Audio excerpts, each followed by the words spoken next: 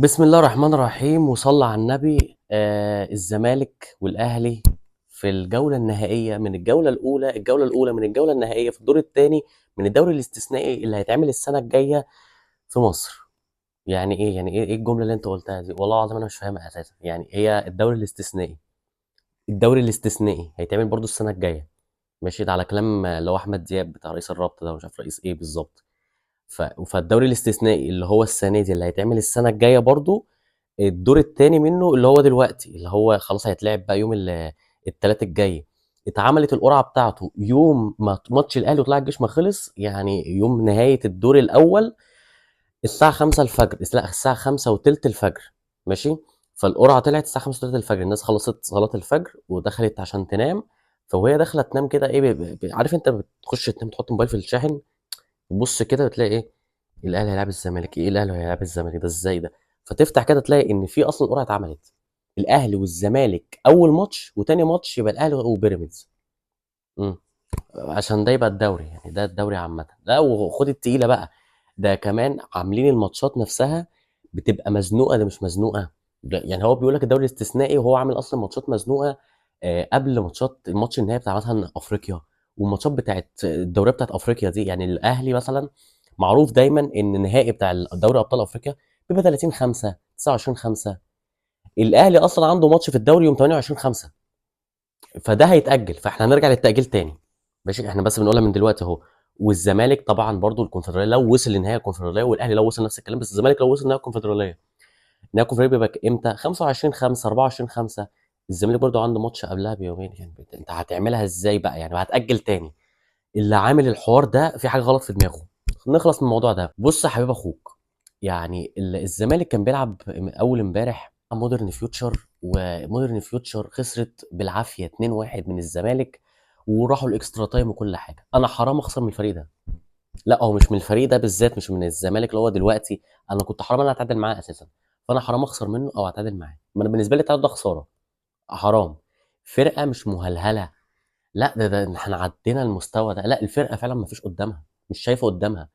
الفريق فعلا اللي هو دول ازاي اتعادلوا معايا يا جماعه؟ دول ازاي اتعادلوا معايا منك لله اللي في بالي؟ دول ازاي اتعادلوا معايا؟ يعني دول مش خسروا، دول ليه اتعادلوا معايا؟ انا ليه اصلا اخسر نقطه من ده؟ ليه اخسر؟ ليه اخسر نقطه نقطتين؟ انا المفروض الماتش ده اكون داخل فيه انا ضامن ان انا مش هكسب، بس هكسب وسكور. لكن ان انا اتعادل معاه واخسر نقطتين ومش عارف اشوفه تاني، واحتمال ان اخسر او اتعادل، لا الموضوع صعب. كل حاجه في الكوره، كل حاجه في الكوره، بس انا عايز اكسب الماتش ده. ما ينفعش عايز اكسب الماتش ده، ما ينفعش يعني دلوقتي الزمالك ده لو موسيماني نازل يلاعب الفرقه دي اللي معاه كان يكسب الزمالك بسكور مستريح. لكن كولر ابوس ايد اهلك يا شيخ، مش عايزين كوكا. باك شمال، اكرم توفيق باك يمين، ندفيد نص ملعب، محمد عبد الله مهاجم صريح، حسين الشحات باك، امام عاشور حارس مرمى. مش عايزين كل ده. حط كل لعيب في مركزه. واقول لك على حاجه يا عم، حط كل لعيب في مركزه ومالكش دعوه. مالكش دعوه، والله يرضى عنك. حط كل لعيب في مركزه، وبالخطه بتاعتنا العاديه بنلعب وننزل بنهاجم. مش بقى حط بقى الخطه ايه فبنرجع كلنا لورا. ليه يا باشا بنلعب كلنا لورا؟ يعني ليه بلعب ريال مدريد؟ ليه طيب؟ مودرن نيتشو بيعمل عليها اداء، انبي وهي خسرانه من الزمالك 3-0 كانت عامله عليها اداء. كله كان عامل عليه اداء. انا بقى باجي قدامه اللي هو بقى ده غريمي، فما ينفعش اعمل عليه اداء بقى. لا ما هو ما ينفعش كده، ما ينفعش. سيبك من الزمالك، انا ما ينفعش اخسر نقط في الماتشات الجايه. يعني انا عندي بيراميدز تاني ماتش، عندي البنك الاهلي. بص ماتشات البنك الاهلي وسيراميكا دي هتبقى ماتشات فيها عوقه. فانا بقى عندي سيراميكا، بتروجيت، بنك اهلي، بيراميدز، ان شاء الله الجن الازرق. انا ما ينفعش اخسر نقطه، لان بيراميدز شكله ايه ماسك في الدوري بايديه واسنانه. فانا يكون كل ده وكمان اخسر نقط، يبقى كده ملوش لازم بقى ان انا اكسب بيراميدز. اصل انا دلوقتي يا عم انا بص الماتش اللي بعديه كسبت بيراميدز، وانا مثلا خسرت من الزمالك او اتعادلت مع الزمالك لا قدر الله، او خسرت نقط بعد كده ولا عملت اي حاجه. لكن انا لو كسبت كل الماتشات الجايه انا كسبت الدوري. انا هكون كسبت بيراميدز واكون كسبت كل الماتشات الجايه، خلاص الموضوع خلص بيني وبين اي حد تماما. نهيت المنافسه بتاعت الزمالك على الدوري، اللي هي اصلا يعني نهيت المنافسه بتاعت الزمالك على مقعد في دوري ابطال افريقيا. انسى، شكرا. ماشي، اخش على بيراميدز انهيها بقى خلاص واكمل. مش لازم السسبنس والحنيكه، وان انزل مش عارف مين، وخطه 6 2 3 1 4 اس 2 4 جايين من ناحيه الشوارع طالعين من ناحيه الدائري. مش لازم كل ده، مش لازم.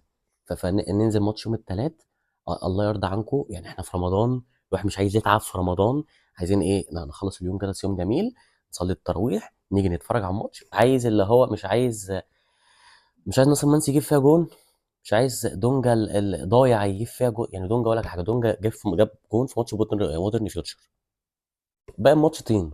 اسال اي زملكاوي قول له دونجا عمل حاجه باقي الماتش، هيقول لك كان مخري. يعني هو جاب الجون عملها بدماغه كده، دخلت في الجون، والله هو اصلا شكله مش قاصدها، وباقي الماتش وحش.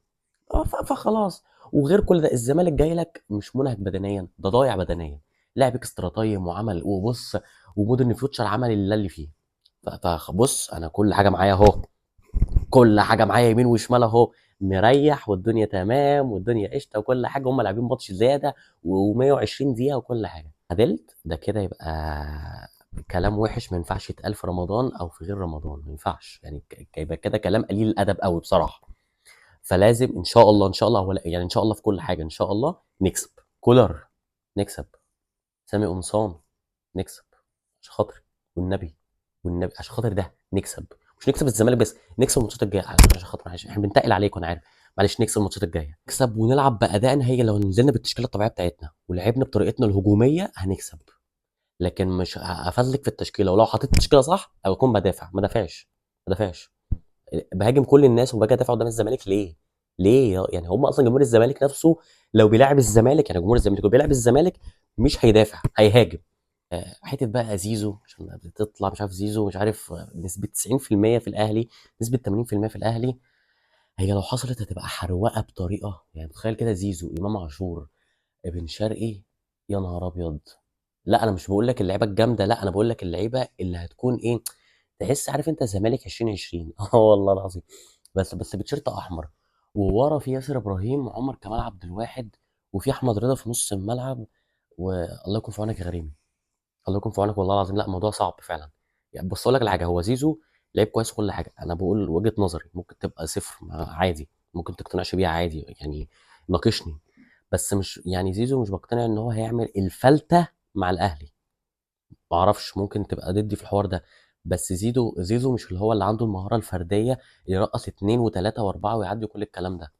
بصراحه ما اكدبش عليك اهو، من قبل ما يجي الاهلي، عشان لما يجي الاهلي ونيجي مش عارف نتكلم وبتاع بوش بقى، انا بقول من قبل ما يجي الاهلي اهو، مش عشان لو جه الاهلي مش هيبقى الفلته، مش هيبقى بوم طخ، اضافه قويه جدا، اضافه حلوه وقويه جدا.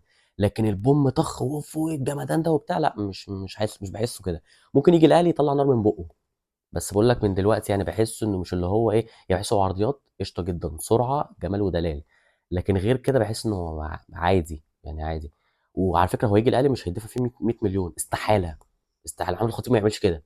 اصل هدفع في 100 مليون كنت جبت لعيب محترف احسن، اكيد مش هدفع في زيزو 100 مليون خالص، ولا 50 جنيه 75 قرش، اكيد اكيد يعني. حتى لو جه، يعني بنقول اهو من حتى لو جه، احنا بنتكلم اهو النهارده يوم الاحد قبل ماتش الزمالك بيومين او بيوم، ماشي اما يومين الحد والاثنين قبل ماتش الزمالك، او عشان لو جه مثلا بعد شهر خمسة شهر ستة تعالى دلوقتي اي حاجه اي حاجه، حتى لو ما جاش يعني، بس بنتكلم في العموم. لو جت بقى يبقى في حروقه وشطشطه، بص هيخش لهم يعني، هيبقى محتاج دكتور نفساني لكل مشجع ابيض، بمعنى الحرفي كده قوي يعني. ورمضان كريم وكل سنه وانتم طيبين.